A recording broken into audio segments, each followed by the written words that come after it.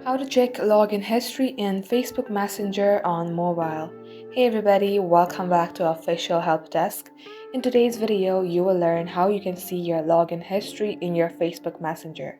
So without any further ado, let us jump right into the process. Head over to your Messenger application and make sure that you are logged into your Facebook and Messenger account. Now tap on three-bar icon on your top left. Tap on settings icon on your top right. Here scroll below and under preferences you will see privacy and safety. Tap open it. Under security, tap on end-to-end encrypted chats.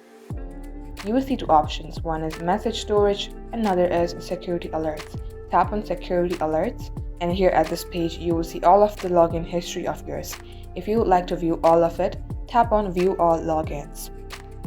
And just like so, you can see that from which devices you have logged in your Messenger account. If you would like to deactivate any one of them, tap onto it